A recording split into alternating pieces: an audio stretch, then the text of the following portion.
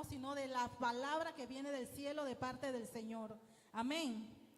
Vamos a estar llamando a nuestro pastor Ramón Icaza con el así dice el Señor en esta noche. Dele palmas al Señor.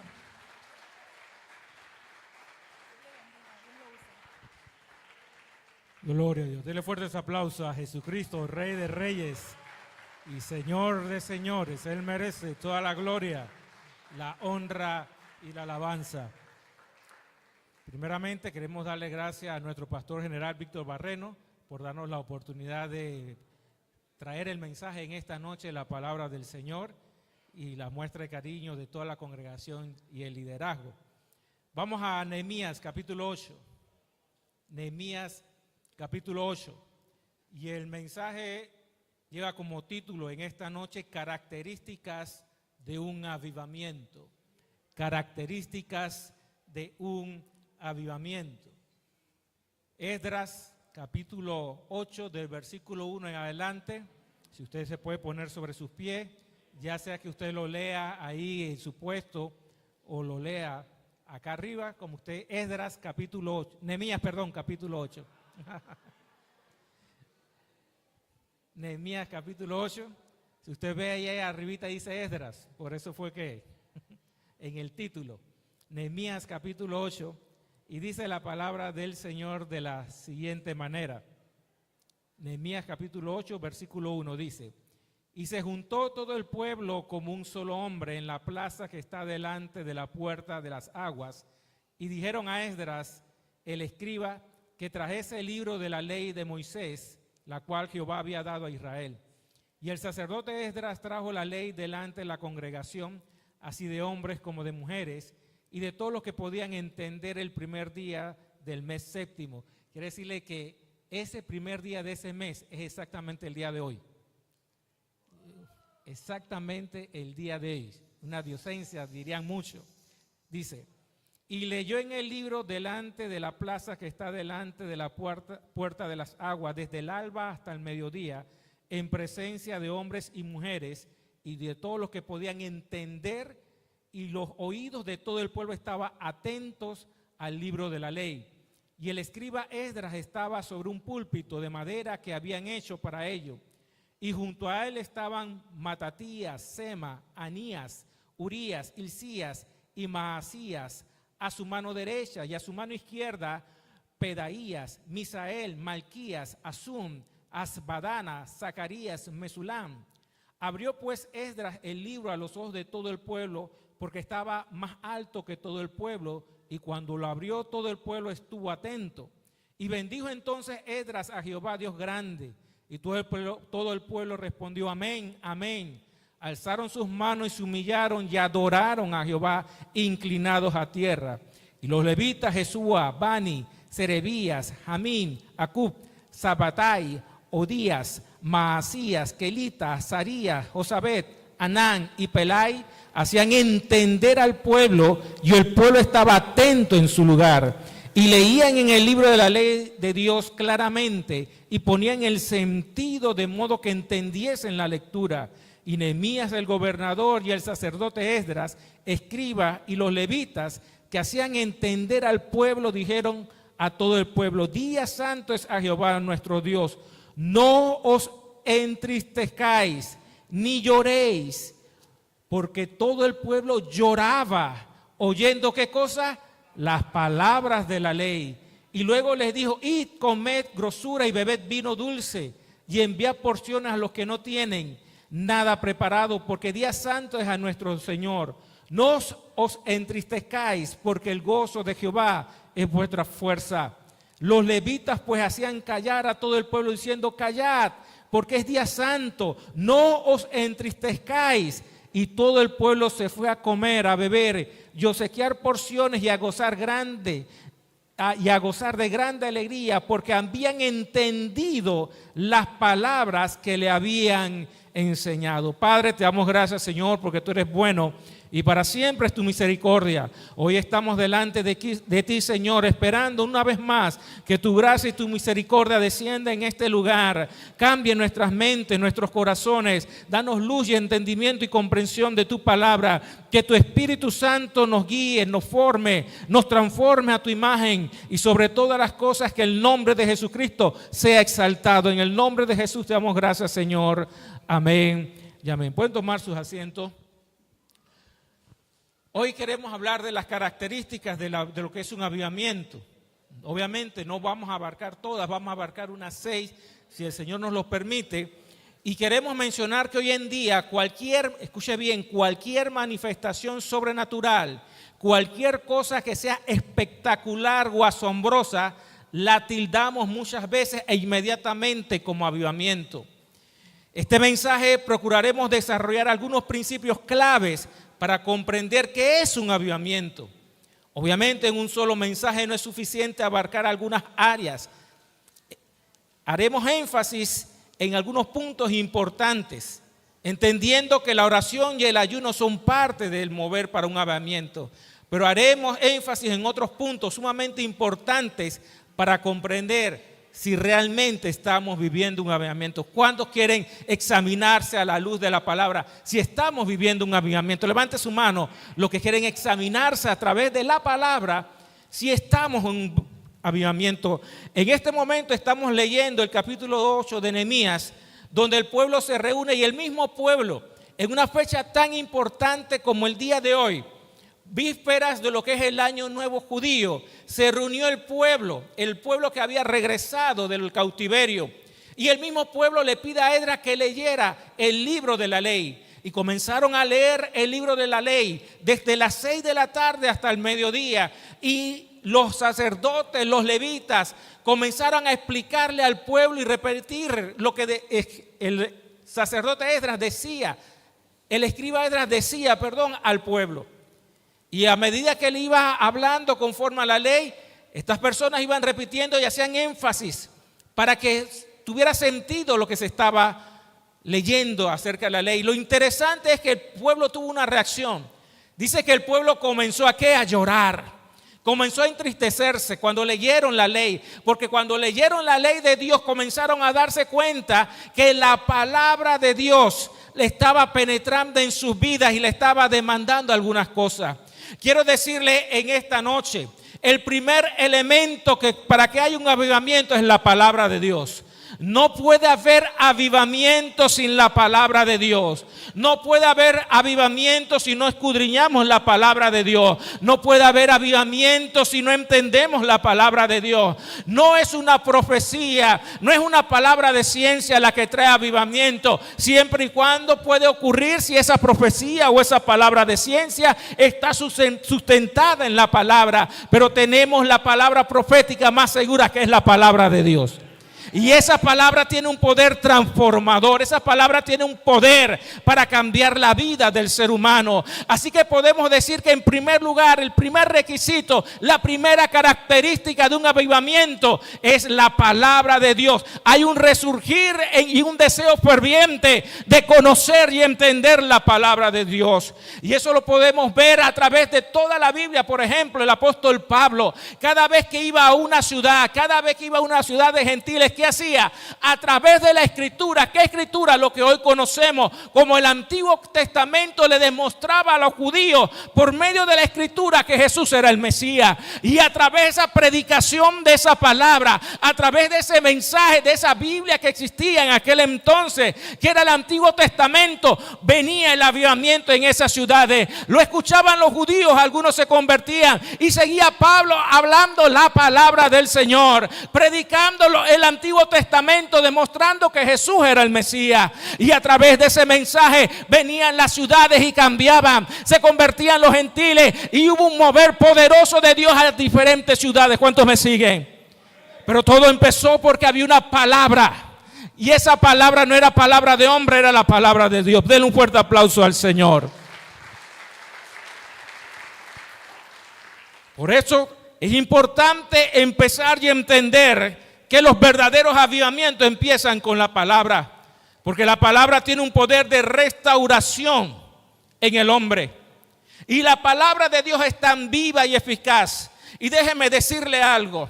Cuando este libro que está aquí, este libro que usted y yo tenemos, esta palabra no es solamente una letra dentro de un libro, en unas páginas. Es la palabra que salió de la boca de Dios. Y esta palabra, ¿qué hace el Espíritu Santo? Esta palabra la agarra el Espíritu Santo y la hace tan viva como si acabara de salir de la boca de Dios. No es una historia.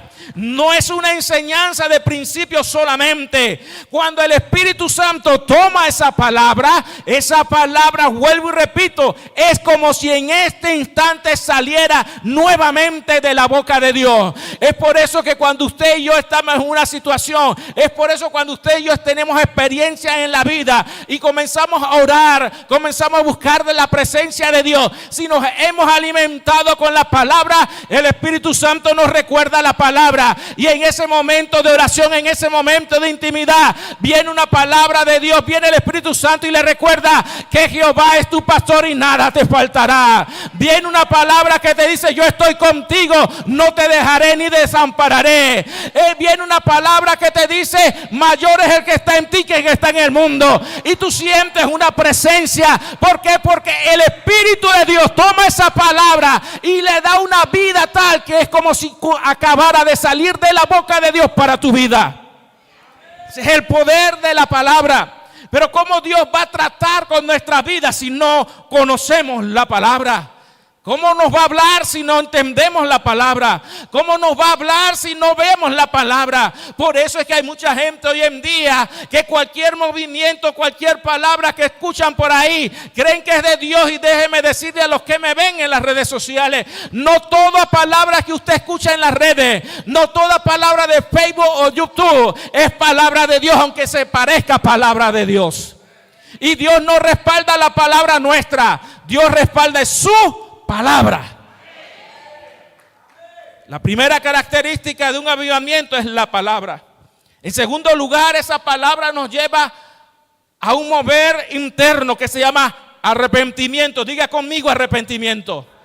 No puede haber un avivamiento genuino si primero no está la palabra, y esa palabra no trata con nosotros individualmente. Y esa palabra, cuando trata con nosotros, nos lleva a arrepentimiento. Lea conmigo ahí mismo en Nehemías capítulo 9, donde Esdras hace una confesión y comienza a orar, a pedir perdón por el pecado de la nación, de cómo se habían apartado de Dios. Porque cuando leen la ley de Moisés, la ley de Dios, se dan cuenta de los pecados que provocaron los juicios de Dios sobre Judá y sobre Israel. Y comienza Esdras a hablar y a confesar ese pecado. Acompáñeme al versículo 3 del capítulo 9 de Nehemías. Por ejemplo, dice Nehemías 9:3: y puesto de pie en su lugar, leyeron el libro de la ley de Jehová, su Dios, la cuarta parte del día, o sea, 3 horas. Y la cuarta parte confesaron sus pecados, o sea, por 3 horas confesando sus pecados. ¿Y qué dicen? Adoraron a Jehová su Dios. Mire lo que produjo la palabra. Leyendo la palabra por 3 horas, escudriñándola. Y el mover que produjo Dios fue un arrepentimiento en el pueblo. Y no solamente un arrepentimiento, sino un deseo de adorar a aquel que es grande, aquel que es digno, aquel que tiene control de todas las cosas, aquel que no pide ni permiso a nadie y hace según su designio y su voluntad. Ellos comenzaron entonces a adorar al Señor. Pero acompáñenme al versículo 26 de ese mismo capítulo. Un poquito más adelante dice el versículo 26, ya Esdras confesando el pecado, hablándole a la nación en ese proceso de arrepentimiento. Dice el versículo 26, pero te provocaron a ira y se rebelaron contra ti. ¿Y qué hicieron? ¿Echaron qué cosa? Tu ley tras sus espaldas. Y mataron a tus profetas que protestaban contra ellos para convertirlos a ti. E hicieron grandes abominaciones. Mire, lo contrario del avivamiento, cuando echamos la palabra de Dios a nuestras espaldas, comenzamos a corrompernos y no nos damos cuenta. Por eso yo quiero decirle a la iglesia hoy en día y a los que nos ven a través de las redes sociales: Hoy hay un problema que está surgiendo en las iglesias y en el mover de las iglesias pentecostales, que hoy en día le están dando más honor y están siguiendo más a las voces de los hombres y a la palabra de los hombres. Están escuchando más voces de palabras supuestas de Dios que no vienen de Dios. Y estamos aquí para decirlo sin temor y sin miedo, que Dios respalde su palabra. Dios no nos ha ordenado seguir palabra de hombre. Dios nos ha ordenado seguir la palabra de Dios. Y esa palabra de Dios está en esta Biblia. Es ahí donde se encuentra esa palabra. Hoy en día muchos se han acostumbrado tanto a un mover espiritual, que en ese bosque del mover espiritual, y déjenme usar un ejemplo. A veces cuando Dios comienza a usarnos mucho, cuando comenzamos a discernir espiritualmente muchas cosas, cuando comenzamos a oír la voz de Dios y entramos en ese mundo espiritual, ese mundo espiritual es como un bosque que necesita un mapa, porque si no nos vamos a perder. Si Satanás pudo engañar a los ángeles que estaban en la misma gloria de Dios, sin ninguna influencia de pecado en ese mundo espiritual, ¿cómo no va a tener más capacidad para engañarnos a nosotros los seres humanos? Pero ¿qué pasa? Llega un momento que estamos tan metidos en ese mover espiritual que decimos: ya yo no necesito este libro porque Dios me habla directamente a mí. Ya yo no necesito este libro porque ya yo sé. Ya yo no necesito este libro porque Dios me habla directamente a mí. Y entramos en ese bosque espiritual y dejamos el mapa. Y en ese mapa nos perdemos. Pero lo peor no es que me pierda yo. Lo peor es que estoy llevando a un pueblo también a perderse. Porque ya estoy escuchando otras voces y digo que es el Espíritu de Dios y no es el Espíritu de Dios. Por eso es importante la palabra. Y una de las cosas que hace la palabra es que trae arrepentimiento.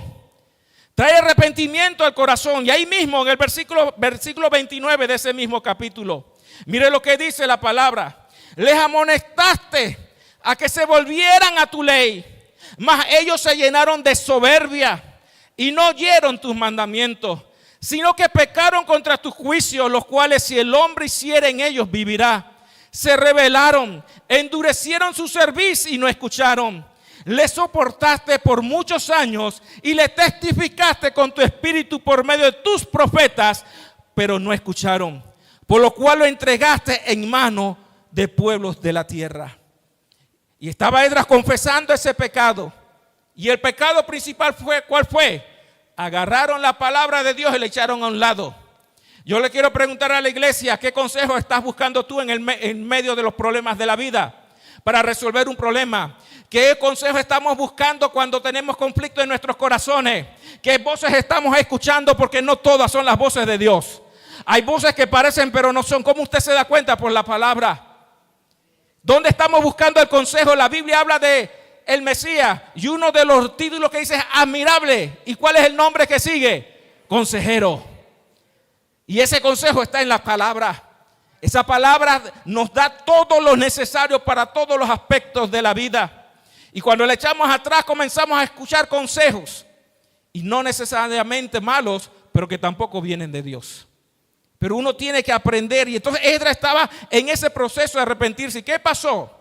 Mire lo que pasó en el versículo 38. Luego de Esdras confesar el pecado, a causa pues de todo esto, nosotros hacemos fiel promesa y la escribimos firmada por nuestros príncipes, por nuestros levitas, por nuestros sacerdotes. Y saltemos al capítulo 10, versículo 28, porque hay una lista de todos los líderes que firmaron eso. Vamos al capítulo 10, versículo 28. Y el resto del pueblo y los sacerdotes levitas, porteros, cantores, los sirvientes del templo y todos los que se habían apartado de los pueblos de la tierra a la ley de Dios con sus mujeres, sus hijos e hijas, todo el que tenía comprensión y ¿qué? Discernimiento. ¿Qué hicieron? Se reunieron con sus hermanos y sus principales para protestar y jurar. ¿Qué cosa? Que andarían en la ley de Dios que fue dada por Moisés, siervo de Dios, y guardarían y cumplirían todos los mandamientos, decretos, estatutos de Jehová nuestro Dios. Den un fuerte aplauso al Señor. Porque la palabra tiene el poder de hacernos cambiar. Pero ese arrepentimiento, y déjeme aclarar una idea. Muchas veces escuchamos la palabra contrito y humillado.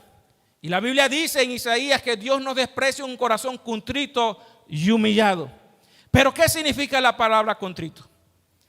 Porque tenemos y queremos que la palabra nos hable y queremos un arrepentimiento genuino, tenemos que entender qué significa contrito. Y muchas veces pensamos que contrito es un sentimiento de quebrantamiento. Pensamos que estar contrito es cuando yo me siento dolido, cuando estoy angustiado, cuando en una situación difícil me siento que nadie me ayuda, nadie me entiende, yo estoy solo o sola en el mundo y tengo un dolor muy grande. Eso es contrito. Déjeme decirle con todo el amor y el cariño, no, eso no es contrito. La palabra contrito significa un arrepentimiento fuerte, una sensación de agonía por haber quebrantado la ley de Dios. Quiere decir que contrito es cuando yo estoy en la presencia de Dios y el Espíritu de Dios me revela lo que está mal en mi corazón. Y en ese momento, sin excusa, sin justificación, en esa presencia yo reconozco que le he fallado a Dios. Y hay una sensación de un pesar muy grande. Y en ese lugar yo me contrito y ahí me humillo delante de Dios. Por eso dice la Biblia que un corazón contrito y humillado, Dios no lo va a despreciar. Porque es un corazón que está diciendo sin excusa: Señor, fallé. Señor, me equivoqué. Lo que pensé, lo que dije, lo que hice no te agradó. Tú me lo has revelado por tu palabra. Tu palabra ha entrado y me ha mostrado lo que está mal en mí. Ahora yo vengo delante de ti y no vengo a decirle no porque el otro hizo, porque la otra hizo, que no sé qué. No, un corazón contrito dice: perdóname, Dios. No se justifica. No puede haber avivamiento sin arrepentimiento. No lo puede haber. No puede haber un avivamiento sin ese elemento. Porque ese elemento es importante y no solamente en la conversión. Ese elemento es importante a través de toda la vida cristiana. Y le voy a poner algunos ejemplos. Había un hombre de Dios que fue llamado por Dios, llamado Saúl. Y Dios lo llamó, Dios lo ungió, hasta profetizó. Pero cuando Dios le habló y le dijo: anda y destruye a Amalek, él no escuchó el consejo de Dios. Él escuchó el consejo del pueblo, que el pueblo le dijo: no, porque vas a matar a las vaquitas que están gordas, que están bonitas, las ovejas. Es más, esa la usamos para ofrecer sacrificio a Dios. Y entonces en ese momento Saúl, en vez de escuchar el consejo de Dios, escuchó el consejo del pueblo, que parecía lógico. ¿Sí o no? Y escuchó al pueblo. Pero el pueblo estaba equivocado porque Dios le había dado un mandato. Y cuando Dios le da el mandato a Saúl, se lo está dando a él porque él es el rey. No al pueblo, se lo dio al rey. Y Saúl no escuchó. Siguió el consejo del pueblo. Y viene Samuel y le enfrenta. Y en vez de Saúl reconocer: he fallado, he pecado, no hice lo correcto, ¿qué hizo Saúl? Se eligió un monumento, una estatua, y la paseó en medio del pueblo para celebrar la victoria. En otras palabras, le dio más importancia a su imagen que arrepentirse delante de Dios, que humillarse delante de Dios. Mire, Dios le habló, él desobedeció y luego Samuel lo confrontó y él no se arrepintió. Porque para él era más importante su imagen delante de los demás que arrepentirse y reconocer aún delante del pueblo: yo fallé. Y por eso que hizo Dios, Dios lo que lo desecha. Pero usted ve un David que rápidamente, cuando viene la palabra de parte de Dios para mostrarle su pecado, ¿qué hace David? No busca excusas. De una vez se arrepiente: Señor, perdóname, y me someto a ti, y me humillo delante de ti. Por eso dice la Biblia que David era un hombre conforme al corazón de Dios. No porque fuera perfecto, sino que no buscaba excusas cuando Dios trataba con él en su corazón. Porque es importante el elemento del arrepentimiento para que haya un avivamiento genuino. Si usted lo cree, denle un fuerte aplauso al Señor.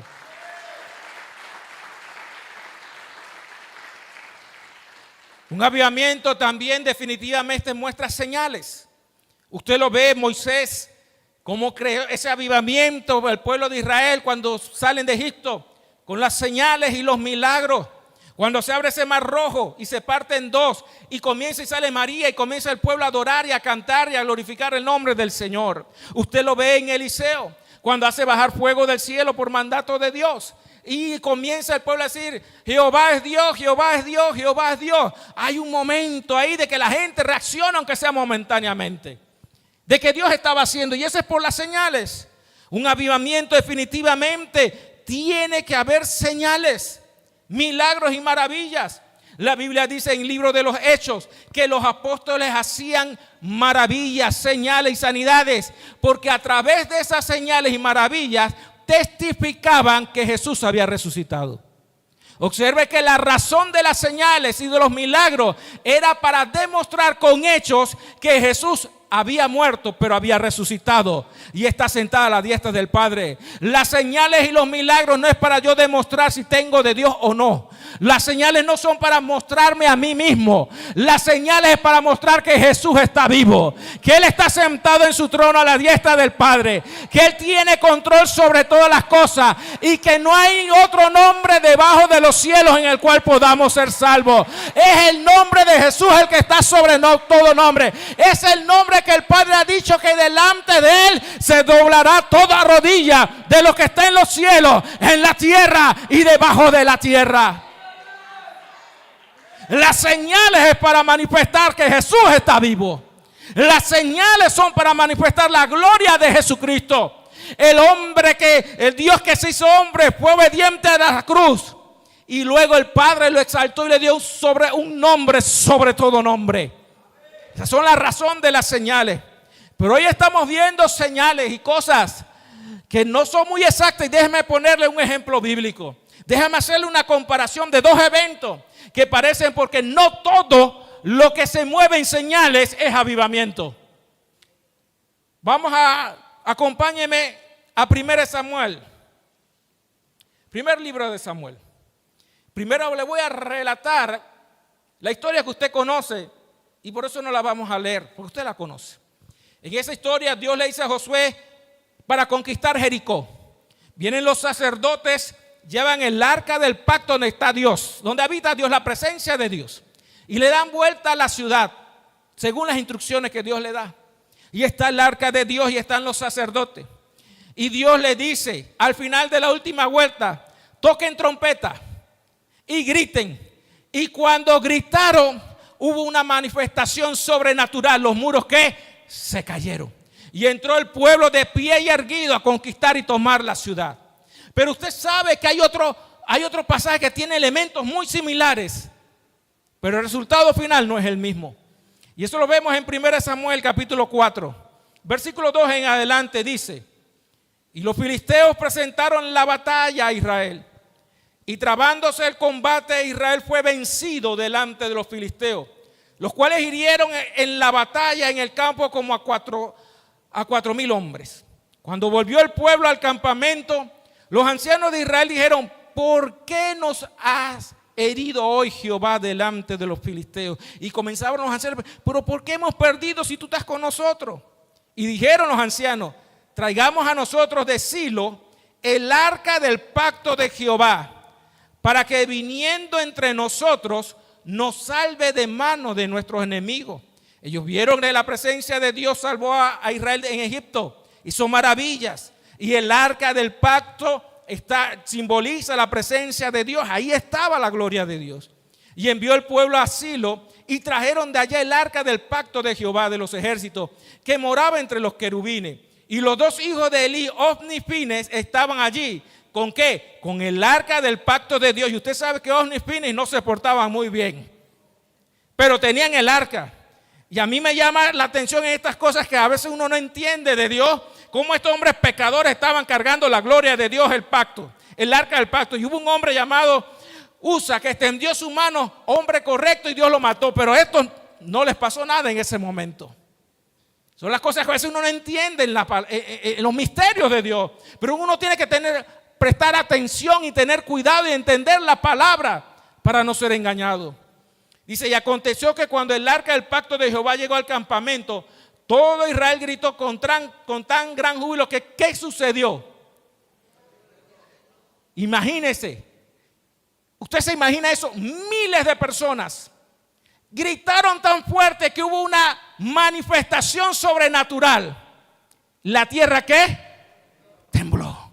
Y imagine usted, póngase en ese lugar. Está el arca de Dios, la presencia de Dios, y llega al campamento y usted como buen pentecostal dice ¡aleluya! Y tiembla todo. Y cuando usted siente ese temblor, ¿qué usted va a decir? Dios está con nosotros. Eso es lo que usted piensa, pero mire lo que ocurrió. Cuando los filisteos oyeron la voz de júbilo, dijeron, ¿qué voz de gran júbilo es esta en el campamento de los hebreos? Y supieron que el arca de Jehová había sido traída al campamento. Y los filisteos tuvieron miedo, porque decían, ha venido Dios al campamento. Y dijeron, ¡ay de nosotros!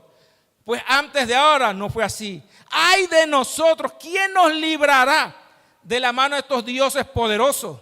Estos son los dioses que hirieron a Egipto con toda plaga en el desierto. Esforzaos, oh filisteos, y sed hombres, para que no sirváis a los hebreos como ellos nos han servido a vosotros. Sed hombre y pelead. Pelearon pues los filisteos, e Israel fue ¿qué? Vencido. Y huyeron cada cual a su tienda.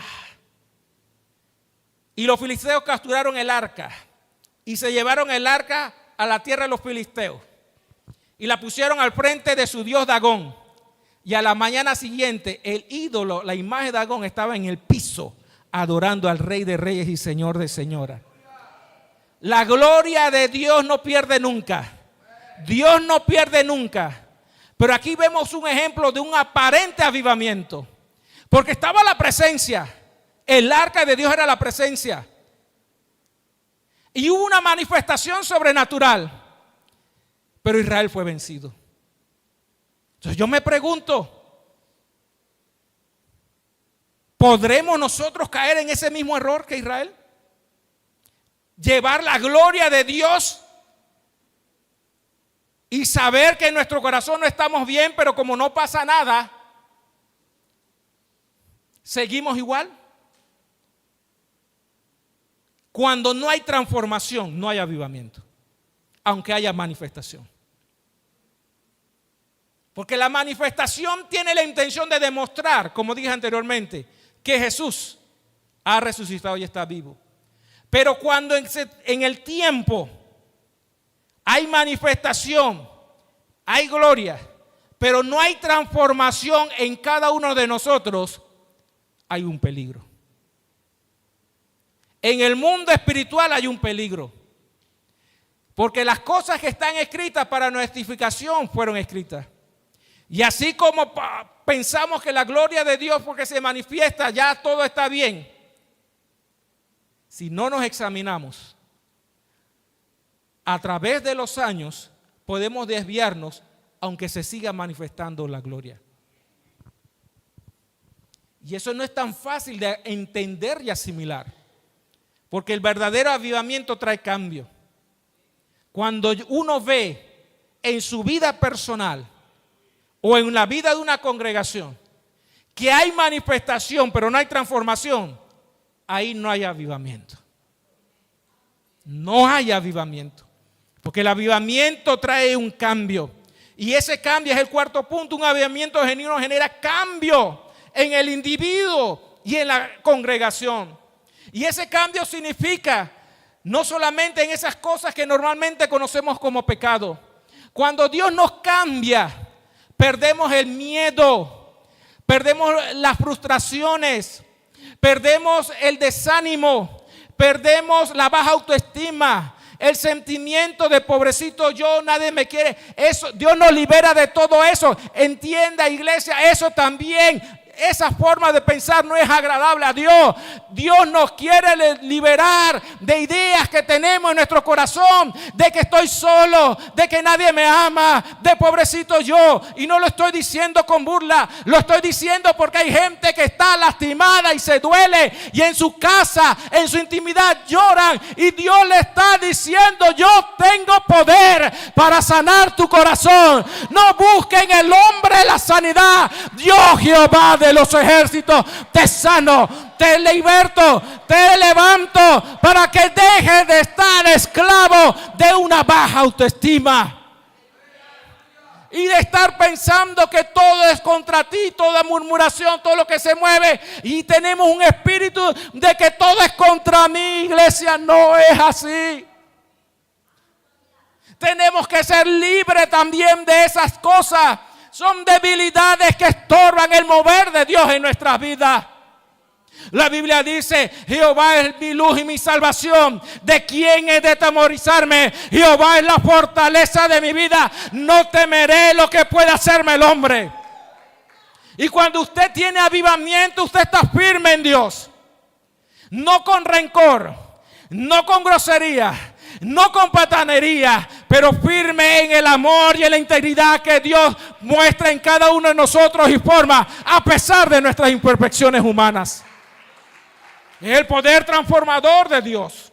También Dios nos transforma de nuestro orgullo, la altivez, la arrogancia, la idolatría y la imagen personal, el chisme, la difamación y la murmuración. Todas estas cosas que usted conoce que habla la Biblia. ¿Cuántas veces Dios nos ha confrontado con su palabra? Cambiemos la forma de hablar. Y Dios nos ha confrontado con su palabra. Cambiemos nuestra actitud.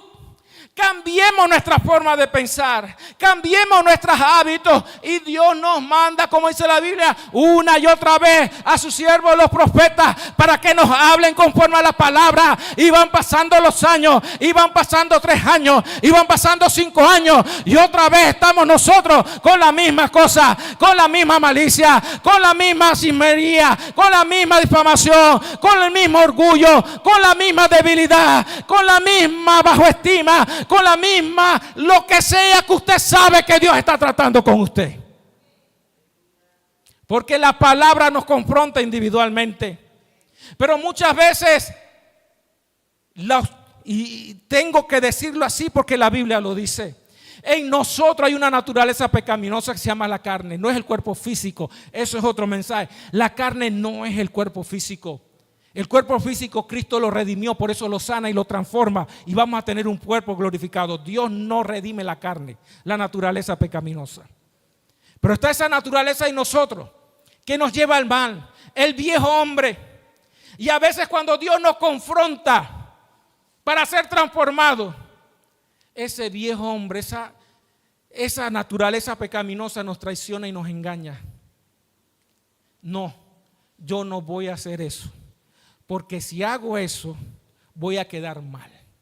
Yo no voy a cambiar, porque si yo cambio, eso significa que tal persona se va a salir con la suya. Y todas esas cosas vienen a nuestro corazón y no cambiamos. Porque nos dejamos llenar la mente de pensamientos, ideas que detienen el avivamiento en nuestras vidas. La Biblia es clara, Dios nos quiere hacer libres. Conoceréis la verdad y la verdad os hará libres. Pero el primer enemigo del cual nosotros tenemos que ser libres somos de nosotros mismos. Por eso Dios tiene misericordia y trae su palabra. Hay una transformación constante, porque el evangelio es un agente de cambio. Y como agente de cambio no es solamente cuando nacemos de nuevo. ¿Qué dice la Biblia cuando nacemos de nuevo? De manera que si alguno está en Cristo, las cosas viejas pasaron, todas aquí son hechas nuevas. Pero como que se nos olvida que ese agente de cambio no es solamente en el momento de la conversión. Es un agente de cambio permanente y continuo hasta que Cristo venga. Significa que yo tengo que tener un corazón contrito y humillado, de forma que permanente en el tiempo, para que Dios me pueda seguir ¿qué? Transformando. Cuando yo tengo un corazón de esa manera y Dios ha tratado con cada uno de nosotros, las cosas que para usted y para mí eran importantes ya no son tan importantes. Y comenzamos a valorar más lo que Dios está haciendo en nuestra vida. Porque sabemos que el maestro no se equivoca. Y sabemos que el que comenzó en nosotros la buena obra, la perfeccionará hasta el día de Jesucristo. Y yo sé que todos los que estamos aquí vamos a ser perfeccionados. Y en ese proceso nos vamos a caer, vamos a echar 2 pasos para atrás, 3 para adelante, pero vamos a avanzar. Porque el Espíritu Santo nos va a ir perfeccionando. Y Dios nos va a usar a las personas, va a usar las circunstancias, va a usar todo lo que está alrededor para llamarnos atención, para decirnos, hijo, no son las personas alrededor tuyo las que tienen que cambiar. Tú eres el que tienes que cambiar. Si usted espera que los demás cambien, usted se está privando de un avivamiento. Porque el avivamiento surge cuando yo cambio. No importa si los demás cambien o no cambien. Pero el avivamiento empieza en uno, en esa transformación. Y afecta a 3 áreas. La primera, la comunión con Dios, es el 5º punto. Afecta a la comunión con Dios.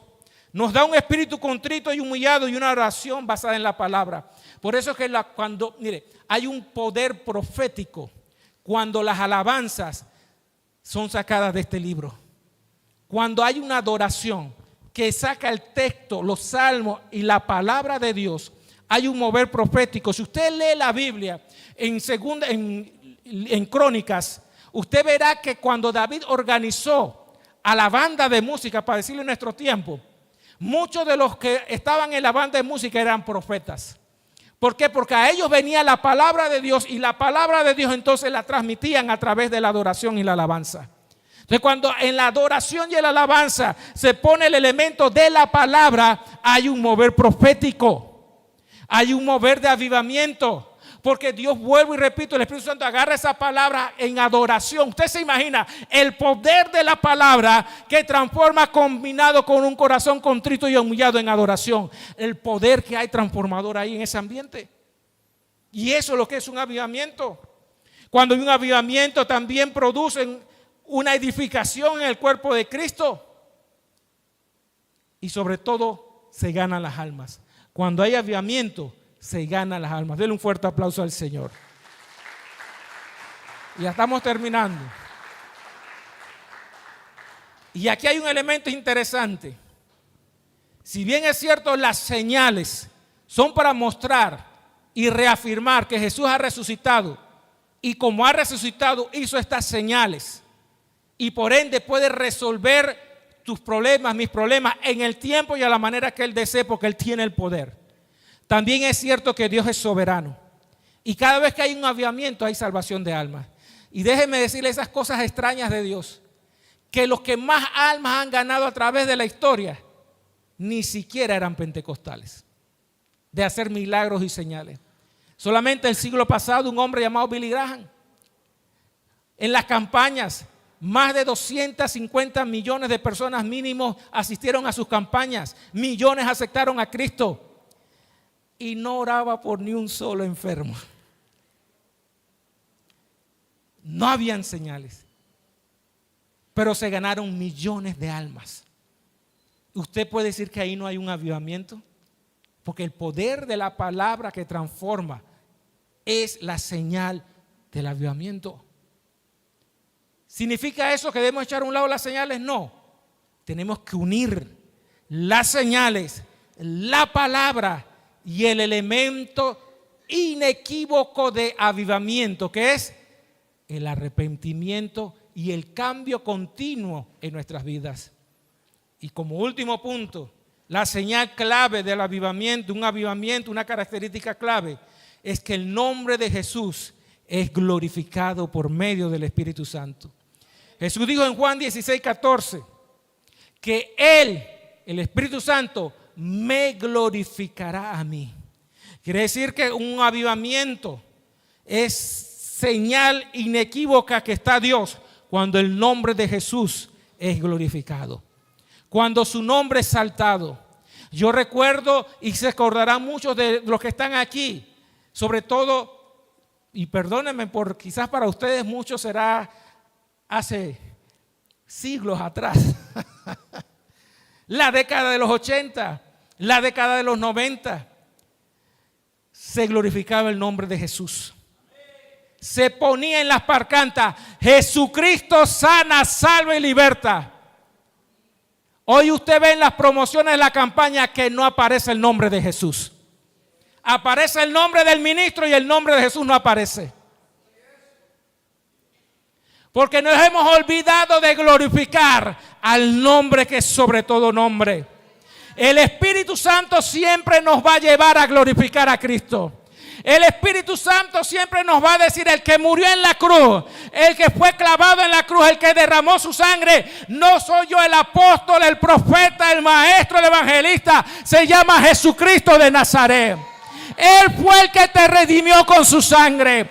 Él es el que va a estar contigo en los momentos difíciles. Él es el que te va a consolar. Él es el que te va a sostener con tu diestra. No es el profeta, no es el pastor, no es el músico ni el cantante. Es el Rey de Reyes y Señor de Señores. Él es el Padre. No somos nosotros los ministros. Es Jesús.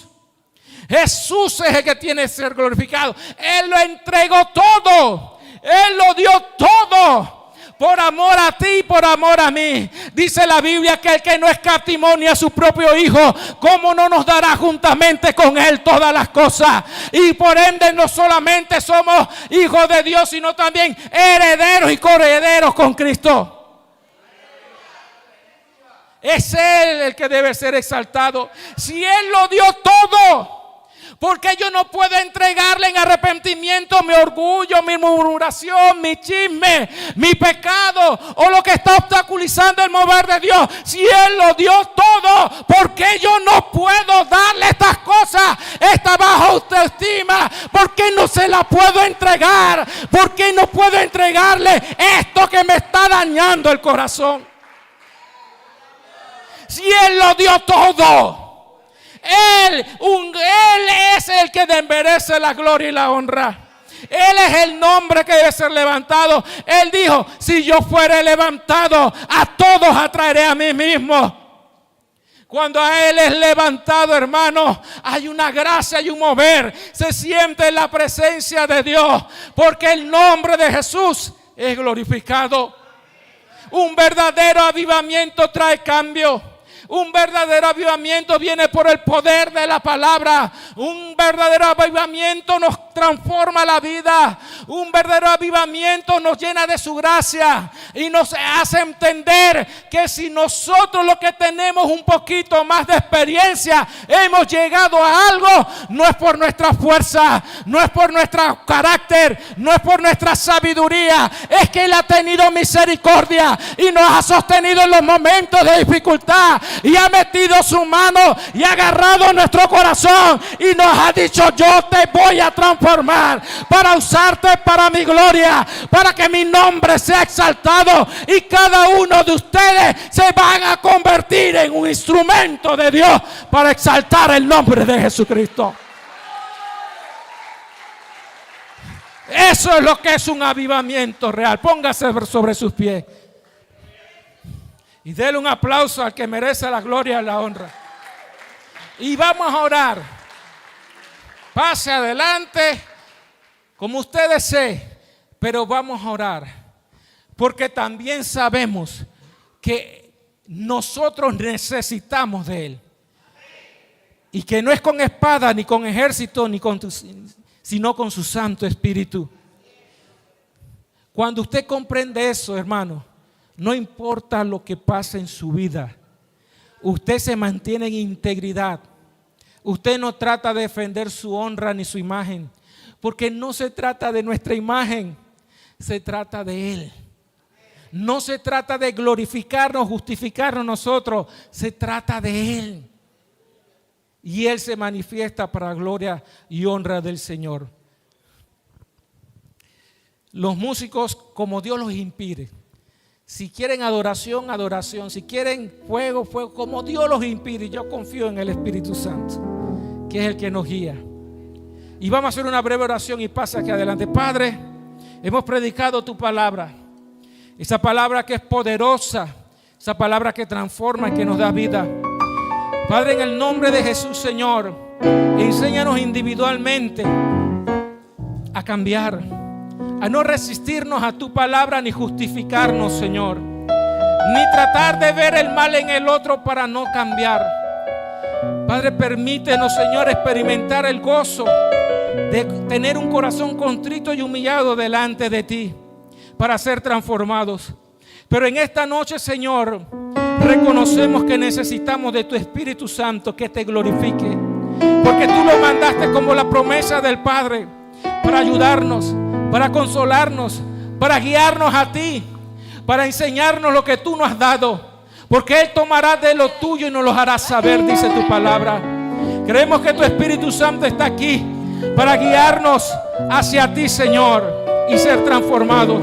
Que tu presencia venga en este momento sobre nuestras vidas y nos transforme, Padre, en el nombre de Jesús.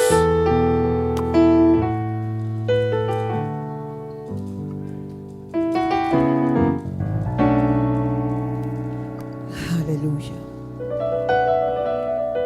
Cristo es la peña de Oreb que está brotando, agua de vida saludable para mí. Cristo es la peña de Oreb que está brotando, agua de vida saludable para ti. Cristo es la peña de Oreb que está brotando, agua de vida saludable para ti. Cristo es la peña de Oreb que está brotando, agua de vida saludable para ti.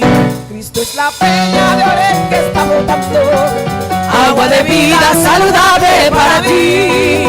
Cristo es la peña de Oreb que está brotando, agua de vida saludable para ti. Cristo es la peña de Oreb que está brotando,